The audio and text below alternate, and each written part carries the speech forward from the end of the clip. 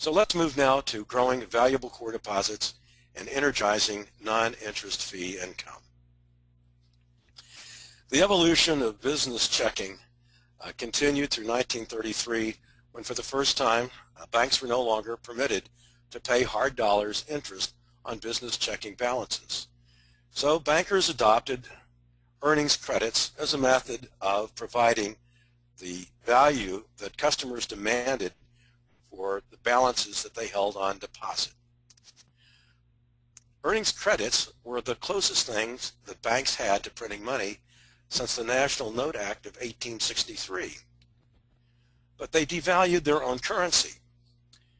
First, by paying minimal rates, the lowest that they possibly could, by expiring those earnings credits prematurely, usually at the end of the month, by making those earnings credits virtually invisible or at the very least opaque, by restricting a very narrow menu of services for which the earnings credits were acceptable,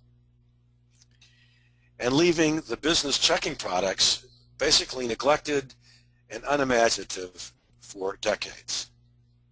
The result, of course, has been that billions of dollars have been swept out of banks as banks had this as their primary way of providing value on deposits to customers above and beyond the balances required for basic services. And these funds were not only swept out of the bank, they were also swept out of the community, with only 3% of the funds remaining in the depository institutions. Now, the next stage in the evolution of business checking, we come full circle with a repeal of Rate Q. And once again, for the first time in 77 years, hard dollars are going to compete with earnings credits for the hearts and minds of business checking customers. And with that, earnings credits must be revalued. First, rates must be optimized to compete with interest rates that can be earned elsewhere.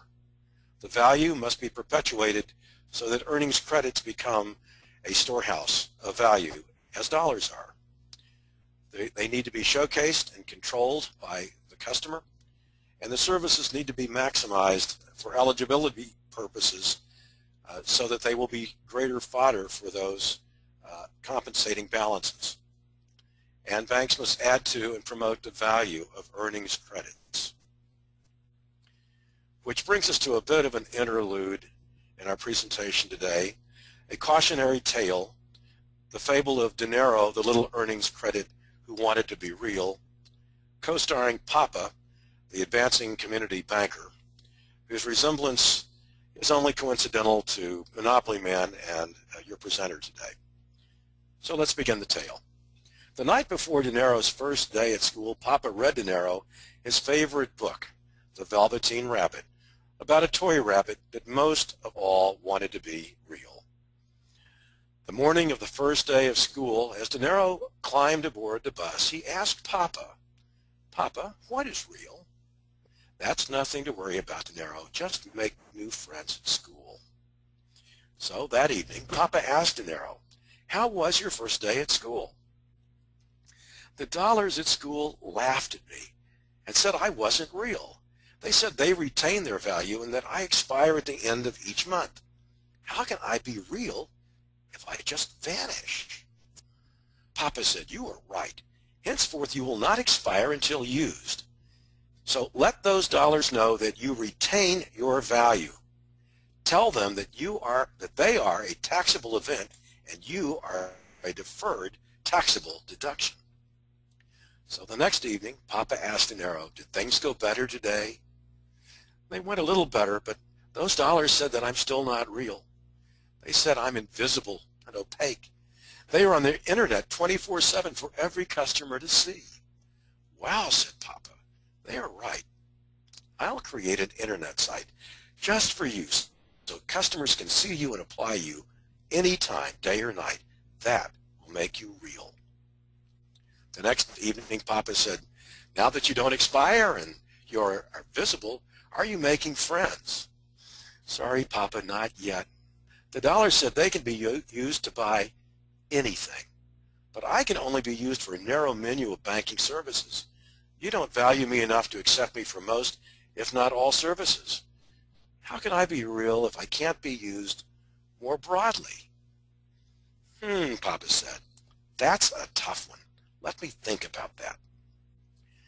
So that evening, De Niro asked Papa the question that all papas fear most.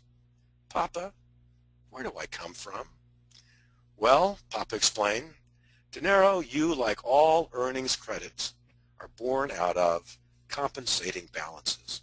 And those compensating balances are worth 1 to 2 to 3 times and more the dollars that they replace in fees and charges. With that, De Niro nodded off very happily and began to dream. In fact, his dream was really more of an epiphany, for he thought about the fact that business checking deposits perception and reality really diverge. While they are mostly thought of as short-term overnight money with a value of, say, 90-day treasury rates, which are currently 15 basis points, that really represents about 20% of business checking balances. In fact, 80% of the balances are very stable and can be valued at a longer-term 3-year treasury rate currently around 100 basis points, or a weighted average that we call the full value rate of 83 basis points. So $1 million on deposit as overnight money has a perceived annual value of $1,500, but a real annual value of $8,300, or an annual materialized gain of $6,800, or 453% more than perceived.